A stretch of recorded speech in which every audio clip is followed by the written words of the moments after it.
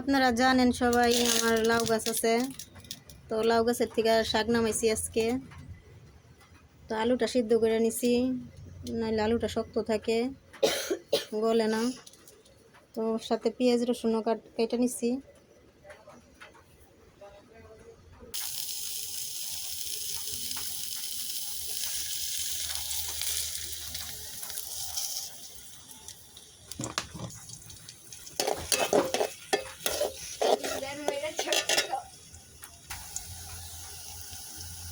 তো আপনারা সবাই আমার ভিডিও দেখেন, ভিডিও দেখার জন্য অসংখ্য ধন্যবাদ। ইন্ডিয়ার থেকে দেখেন, বাংলাদেশের থেকে দেখেন,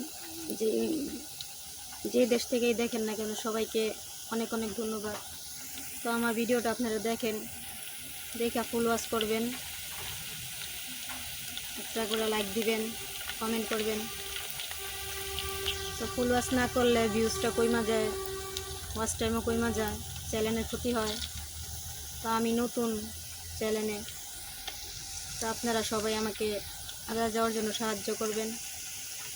আর আমি কিন্তু সবার ভিডিও দেখি, যেটুকু সময় পাই ওই সময়টুকুর মধ্যে সবার ভিডিওটাই দেখি, দেখা ফুল ওয়াচ করে আসি, লাইকও করে আসি, কমেন্টও করে আসি।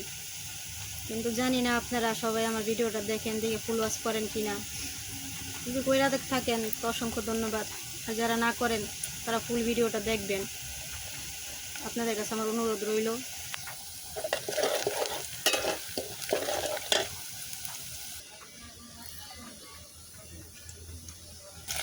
তো আমার পেঁয়াজ রসুন ভাজা হয়ে গেছে, এখন শাকটা দিয়ে দিতেছি।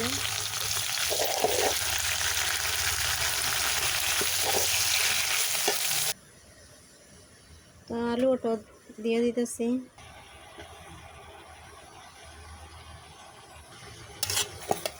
আলু দেওয়া শেষ, একটু ঢাকনা দিয়া ঢাকা দিব।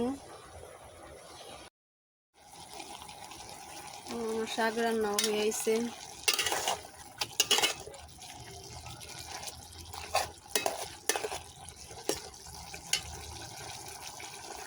তো নিজের গাছের শাক আল্লাহর নিয়ামত, খাইতে পারতেছি, আল্লাহর কাছে শুকরিয়া।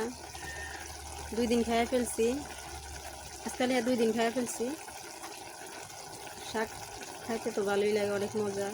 তো আবার নিজের গাছের শাক, তো আরও মজা হবে।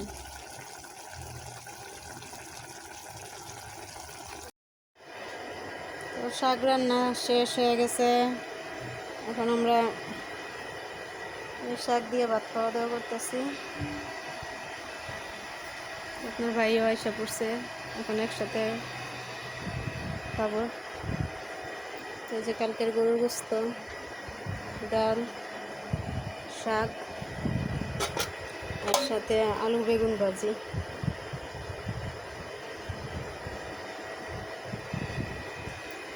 আজকের মতো এই পর্যন্তই।